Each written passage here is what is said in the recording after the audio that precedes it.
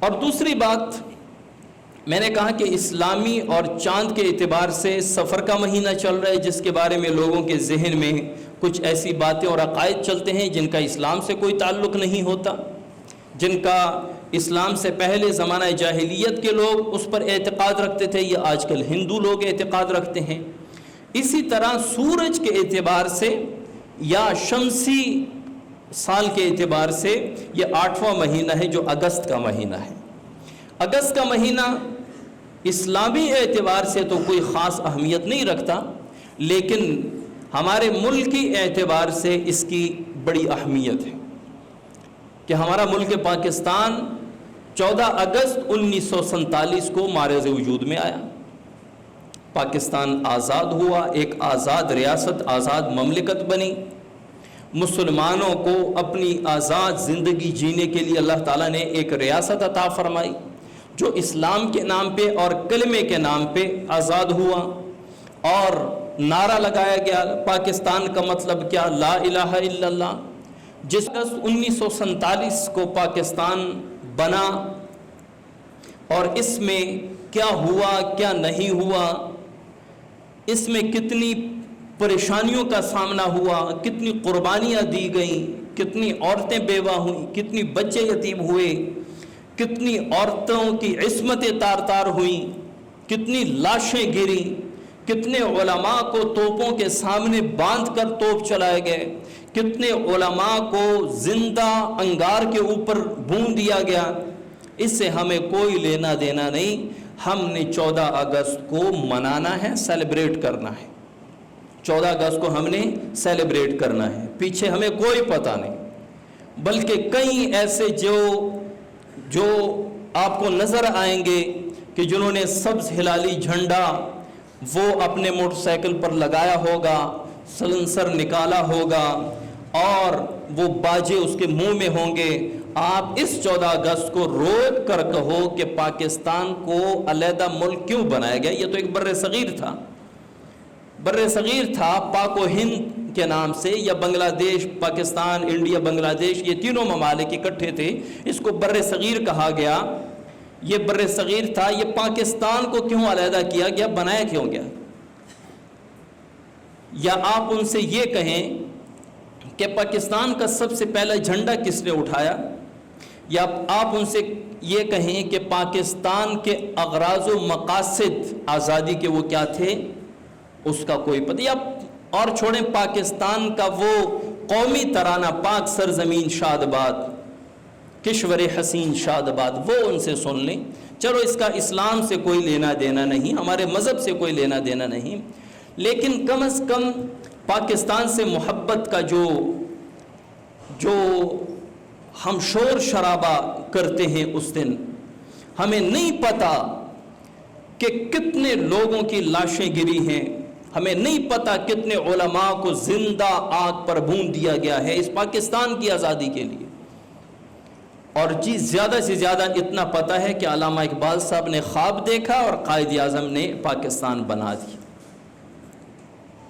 بس یہ وہی بات ہوئی کہ ایک آدمی نے دوسرے سے کہا، کھانا کھا رہے تھے تو ایک نے کہا کہ آپ کا ابا کیسے فوت ہوا؟ اس نے کہا کہ یہ اس کو پہلے یہ بیماری ہو گئی، اب اس کو ورغلا رہا ہے کہ وہ اپنے ابے کی داستان سنائے گا، میں کھانا کھاؤں گا۔ تو اس نے خوب کھانا چٹ کر لیا، تو جب اس نے اپنی کہانی ختم کر دی اپنے والد کی وفات کی، دیکھا تو کھانا سارا ختم ہو گیا، تو اس نے کہا کہ تیرے ساتھ بھی یہ میں کروں گا۔ تو اگلی مرتبہ جب کھانے پہ بیٹھے تو دوسرے نے کہا کہ آپ کے والد کیسے فوت ہو گئے؟ اب اس کا مقصد یہ ہے کہ یہ بھی اپنے والد کی کہانی سنائے گا اور میں اس مرتبہ کھانا ختم کر دوں گا۔ تو اس نے کہا کہ آپ کے والد کیسے فوت ہو گئے؟ اس نے کہا کہ گر گئے اور مر گئے اور کھانا کھانے لگ گئے۔ تو ہاں کیا ہوتا ہے کہ جی علامہ اقبال صاحب نے خواب دیکھا تھا، قائد اعظم نے پاکستان بنا دیا، قصہ ختم۔ اس کے پیچھے قربانیاں کیا تھی، اغراض و مقاصد کیا تھے، کوئی پتہ نہیں۔ ہم نے باجے منہ میں رکھنے ہیں، سلنسر نکالنے ہیں، پٹیاں لگانی ہیں، سبز ہلالی پرچم، جن کو یہ بھی نہیں پتا کہ اس پرچم میں سبز رنگ کیا دیتا ہے ہمیں، یہ سبز رنگ کیوں ہے، سفید رنگ کیوں ہے، سبز رنگ زیادہ کیوں ہے، سفید تھوڑا کیوں ہے، اس کا مقصد کیا ہے، ذرا پوچھو تو ان نوجوانوں سے، کچھ پتہ نہیں۔ لیکن ہم نے یوم آزادی سیلیبریٹ کرنا ہے، ہم نے ہلا گلا مچانا ہے؟ میں کہتا ہوں اللہ تعالیٰ نے آزادی کو منانے کا طریقہ بتا دیا۔ جب حضور صلی اللہ علیہ وسلم فتح مکہ میں کے موقع پر فاتح بن کر صحابہ کے ساتھ تشریف لائے، صحابہ بھی ساتھ تھے، تو آپ صلی اللہ علیہ وسلم کو اللہ تعالیٰ نے فرمایا اذا جاء نصر اللہ والفتح، جب آ گیا اللہ کی نصرت اور فتح نصیب ہو گئی، وَرَأَيْتَ النَّاسَ يَدْخُلُونَ فِي دِينِ اللَّهِ أَفْوَاجًا، اور تو نے دیکھا کہ لوگ جوق در جوق دین میں داخل ہوتے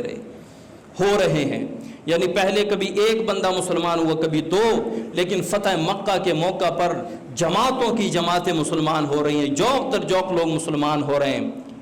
یدخلون فی دین اللہ افواجا، جب فتح نصیب ہو گئی، لوگ آپ کی طرف آ گئے، اسلام جوق در جوق قبول کر رہے ہیں، فسبح بحمد ربک واستغفرہ انہ کان توابا، تو اس فتح مکہ کے موقع پر کیا کرو، اس فتح مبین کے موقع پر کیا کرو، اس آزادی کے موقع پر کیا کہو کہ مکہ ان قریش مشرکین سے آزاد ہوا، فسبح بحمد ربک واستغفرہ، اپنے رب کی حمد و ثنا بیان کرو اور اپنے رب سے استغفار طلب کرو، یعنی عاجزی کرو، اب عاجزی سے کام لو اور تکبر اور غرور کی باتیں نہ کرو کہ جو صحابہ نے کہا الیوم یوم الملحمہ، آج تو جنگ کا دن ہے، آپ صلی اللہ علیہ وسلم نے فرمایا الیوم یوم المرحمہ، آج نرمی کا دن ہے، آج رحم کا دن ہے، آج تو محبت کا دن ہے۔ تو اللہ تعالیٰ نے آزادی بھی نصیب فرمائی اور آزادی کو سیلیبریٹ کرنے کا طریقہ بھی بتا دیا کہ اللہ تعالیٰ کی حمد و ثنا کرو، کہ اللہ تعالیٰ نے جاؤ پوچھو ان سے، ہندوستان کے مسلمانوں سے، کہ وہ بڑی عید کو، عید الاضحیٰ کو گائے کی قربانی آزادی سے نہیں کر سکتے، اور عید کے دنوں میں کئی مسلمان شہید کر دیے جاتے ہیں صرف اس بات پر کہ یہ ہماری گاؤں ماتا کو قتل کر رہے ہیں، ذبح کر رہے ہیں، اور ان کے درمیان لڑائی ہوتی ہے، گجرات کے فسادات اور ان میں لڑائی جھگڑے، ان میں قتل عام اور مسلمانوں کو شہید کرنا۔ ہمارے ہاں الحمدللہ کھلی آزادی ہے اس قربانی پہ۔ اور دوسری بات یہ ہے کہ اس یوم آزادی کو، اس 14 اگست کو، بجائے پاکستان کی آزادی منانے کے فلسطین کی آزادی کے لیے دعا کریں، فلسطین کی آزادی کے لیے نوافل پڑھیں، فلسطین کی آزادی کے لیے ذکر کریں، اللہ سے مانگیں، صدقے خیرات کریں کہ یا اللہ ہمارے فلسطینی بھائیوں کو آزادی عطا فرما، ان یہودی اور ان نصرانیوں سے جو غاصب بن کر فلسطین میں آ کے اپنی ریاست قائم کرنا چاہتے ہیں اور مسلمان سارے خاموش ہیں، یا اللہ وہ ان کے سروں کے اوپر چھت نہیں ہے، بارش میں وہ کھلے آسمان تھلے ہوتے ہیں، بچے بھوکے ہیں، پیاسے ہیں، ماں کے گود میں بچوں کی لاشیں ہوتی ہیں، مائیں اور بچے اپنے گھر کے ملبے کے اوپر بیٹھ کر رو رہے ہوتے ہیں، یا اللہ تو ان کو آزادی نصیب فرما، یا اللہ تو ان کو آزاد فرما۔ اس یوم آزادی کو خدا کے لیے کوئی باجے، کوئی سلنسر کھولنا، اس سے زیادہ اللہ کے گھر میں آ کر اللہ سے دعا مانگو، یا اللہ ہمارے فلسطینی بھائیوں کو آزادی عطا فرما، یا اللہ ہمارے فلسطینی مجاہدین کو غلبہ عطا فرما، یا اللہ ان کے مقابلے میں یہود و نصارہ کو شکست نصیب فرما، تمام دنیا کفری دنیا اسرائیل کے ساتھ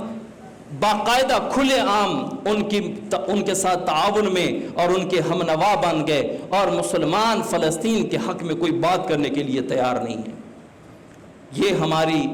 ہماری اوقات ہے اس وقت کے مسلمانوں کی، ہم کچھ نہیں کر سکتے سوائے اس کے کہ ہم اللہ کے حضور ہاتھ اٹھا کر ان مسلمانوں کے لیے دعا کریں، اللہ کریم ان کو آزادی نصیب فرمائے۔ وما علینا الا البلاغ۔